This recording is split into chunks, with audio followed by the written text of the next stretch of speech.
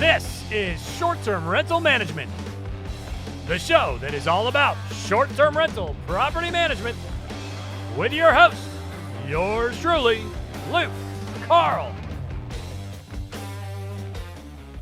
Well, here we are. We have gathered here today to talk about rental real estate with long-hair Luke, the Reverend of Real Estate. Happy to be here with you. We're going to talk about landlording. We're going to talk about money management. How do I get my money right? Matter of fact, today's topic is banks. What's the best bank for me to keep my funds straight?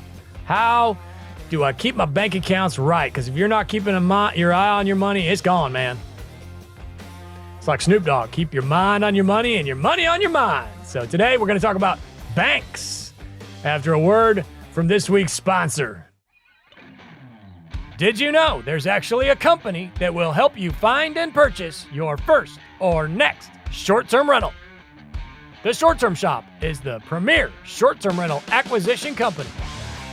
They have a team of realtors with tons of experience, and most of them actually own their own properties as well. They are the best in the business and would be happy to help you with your next purchase. You can find them at theshorttermshop.com, brokered by EXP. theshorttermshop.com. Here we go. Landlording at its finest. We're doing our best out there to make a better future for our families. And, you know, if you're listening to this show, you are obsessed, and I salute you. You need to be obsessed. You've got to be obsessed to be the best. I'm obsessing with my hair right now. Got to make sure it's perfect. It's a lot more gray than it used to be, but it's great to be with you here on Short-Term Rental Management, home of the 5-star review. So please hit me with a 5-star. It will be good karma for your listings after all. So I have, over the years, found I've had a need for better banks. And I have done all sorts of research, and I have all sorts of fairly useless knowledge on the subject in my brain from all the obsessing and research I have done over the years. So I want to share that with you today. Now, the first thing I want to explain is, why do you need a virtual bank? Why do I need a virtual bank? If you're asking that question, you probably don't. I also have no reason to tell you that you do. I have no rabbit in that fight. If you think you need a brick and mortar, then you probably do. If you think that Bank of America is a good establishment for handling your day-to-day funds, then I can't help you, because it's not. All right, let me get into that a little bit. So for me, I am not going to go to a branch and wait in line if I lost a debit card. I'm not going to call and sit on the phone for 2 hours trying to get somebody to replace a debit card, to do this, to do that, so going to a brick and mortar is a complete waste of my time. I just don't have the patience for it. And yeah, fine. Have a local brick and mortar for your savings accounts and your day-to-day funds and your car loans and all that stuff. Absolutely. I'm not saying that. But what I am saying is, for running the day-to-day of your vacation homes or your properties in general, it would behoove you to have a virtual bank. Benefits of a virtual bank. Well, for me, the biggest benefit is that I can add employees very easily, and I can give them control of certain things, and they can't see other things. Like if I need to add some sort of assistant, or let's say I hire my daughter. She's a little young right now, but maybe someday, if you want to hire your daughter, you can add her, and she can buy shower curtains with her own debit card on a virtual bank. And you just, one button, add her on there, create her own. She can have her own debit card right there in 1 second. It's virtual, or they will mail you one. You can add your bookkeeper. You can add your CPA. You can add a virtual assistant. We're going to get deeper into that because some of these banks do not allow overseas employees. Okay.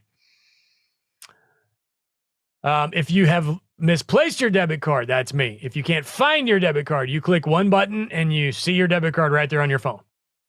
You just type it in. Or you can add it to your Apple Pay and buy the salad at the salad store or the gas station, whatever it is. Don't buy the salad at the gas station. Won't be a good salad.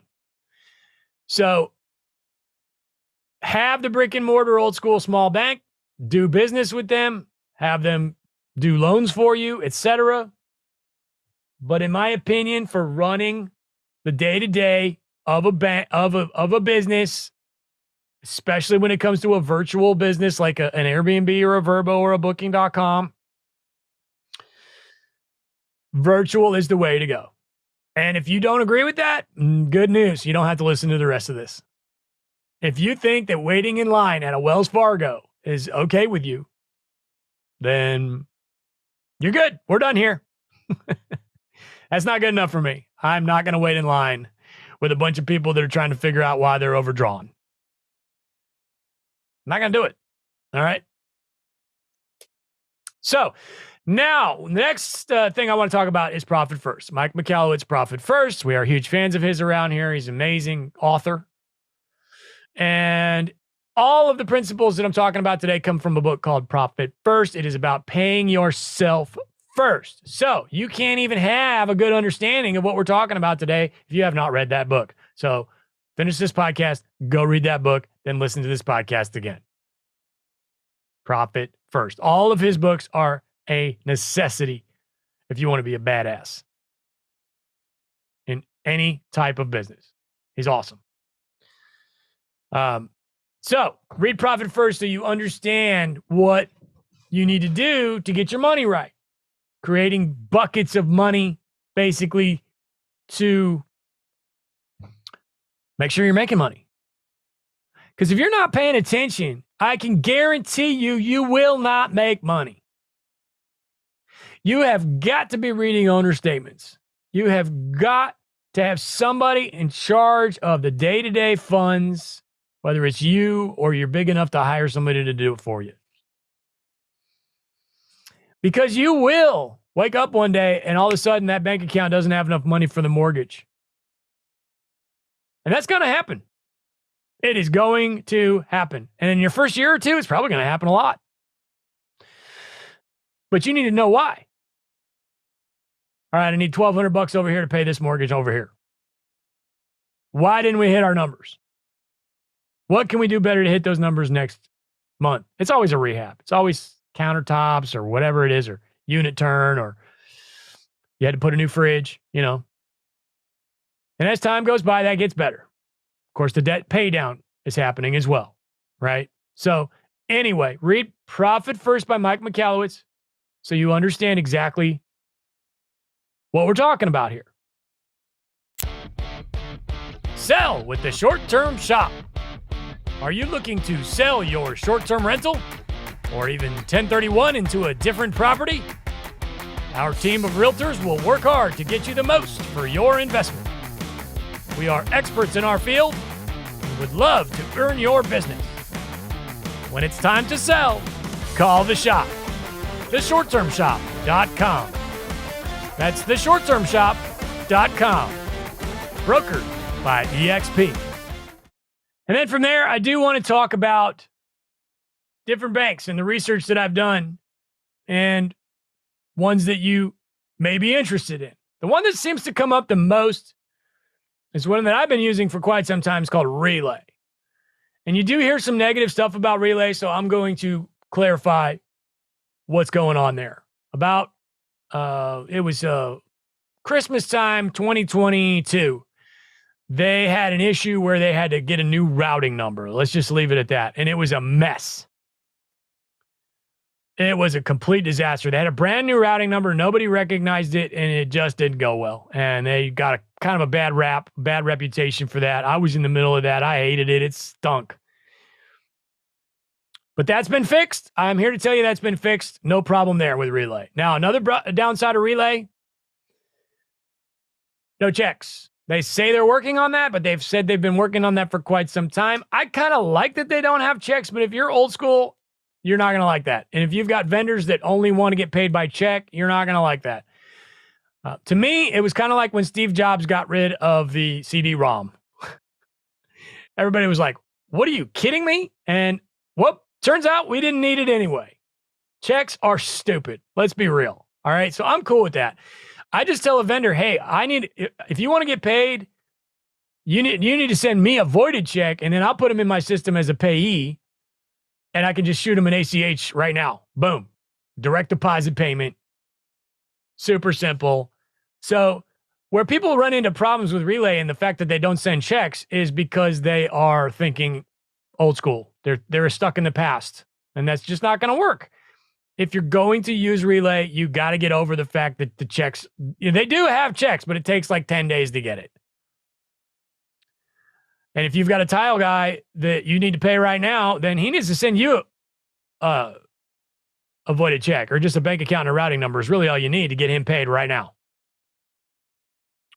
Now, again, the upside of all of these is that they have all this awesome virtual stuff. Like, you can add we already went over this, but just to reiterate, I can have 100 bank accounts right in front of my face for the same business. Not 100, but as many bank accounts as I need for this business to run it right in front of my face. I can click a button, open a new bank account instantly. I can click a button, close a bank account instantly. I don't have to go wait in line at a freaking branch.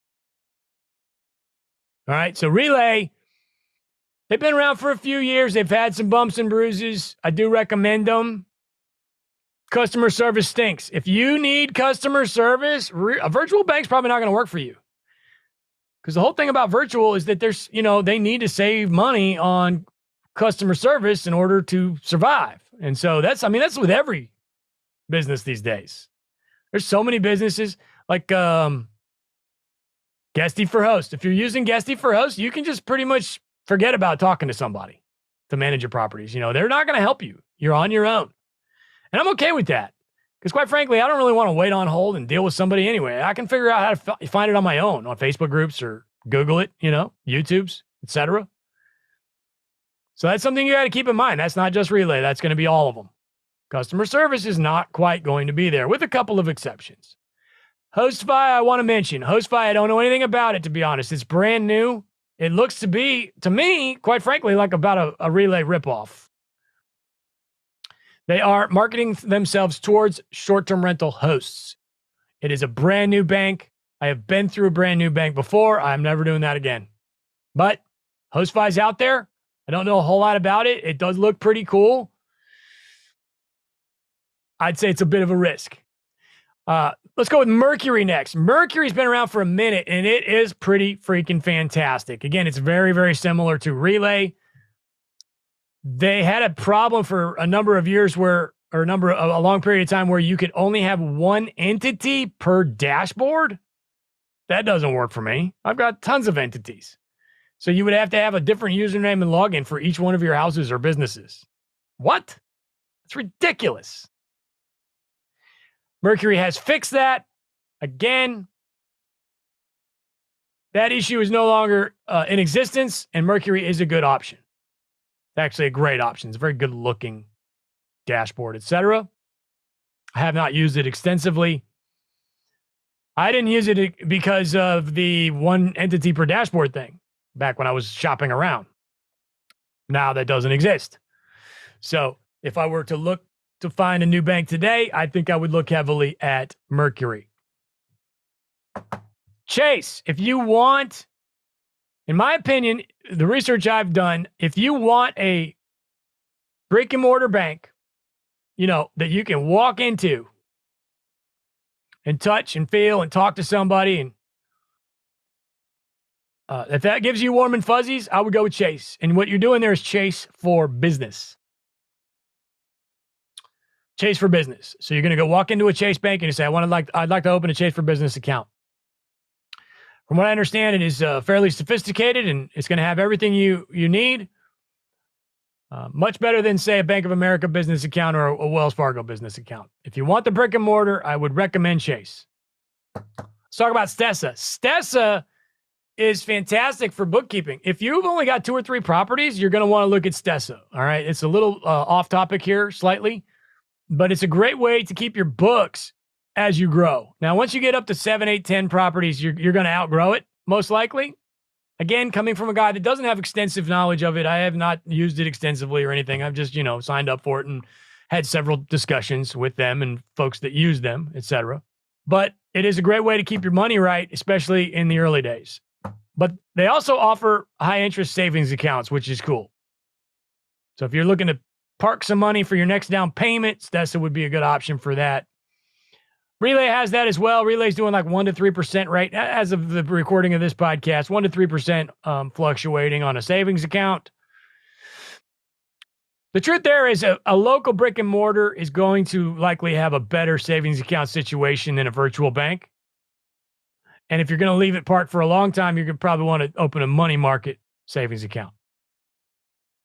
That's going to be the highest interest. All right, so give you 5 options today. I am going to throw one more at you, which is NBKC, National Bank of Kansas City. You're never going to believe it. It's crazy. Like, how is that even possible that's being brought up? But it is. It's a fantastic option. Another really cool thing about NBKC is that if you call, you will get an actual human at the freaking bank in Kansas City. NBKC was basically what happened there was that they were all these software banks using them as their actual bank underneath them. That's another thing. Hold on. I'm gonna write that down. We'll come back to that. NBKC got so, popular in that virtual space that they said, you know what, let's just do it ourselves. And so NBKC has a great virtual option, and it's nice, warm, fuzzy because you can talk to a real human at the actual bank. I'm telling you, I've tried it several times. You just call and you say, and they answer right away. And you say, wait a minute, are you at the actual bank? Are you actually in Kansas City? There's no way. She's like, yeah, I'm in Kansas City. I'm at the front desk. That's pretty cool. Downside of NBKC, no overseas assistance. You can add assistance of any kind. Your daughter, your cousin, if you hire somebody to do your bookkeeping, you can do all that. But if they are overseas, it will not allow them. It won't allow their IP address. So if you have virtual assistants, say in India or the Philippines, probably won't work for you. All right, I'm going to talk briefly about FDIC insured. I don't know a lot about this. You're going to want to talk to these banks if it's an interest of interest to you or a concern to you. Most of the banks we talked about today are not actual banks. They are softwares that sit on top of some other bank. I don't really know all that much about it if you want to know the truth, but look in to see how much FDIC insured you're going to get out of that and if you care or not. All right, so some good options out there to keep your money right when it comes to your rental income. Again, for me, I'm not standing in line at a branch. No way I'm doing that. Nope. Of course, as you grow, you get a good relationship with a local bank. You just shoot your banker a text and that kind of thing. But those local banks are not going to have good day-to-day virtual dashboards for running, money in, money out. Hope you found some value in the discussion today. No legal advice or CPA or accounting advice of any kind from the long hair. But I do love you. I appreciate you. I wish you much, much success in your landlording endeavors. Please leave us 5 stars wherever you're listening. And as always, don't overthink it.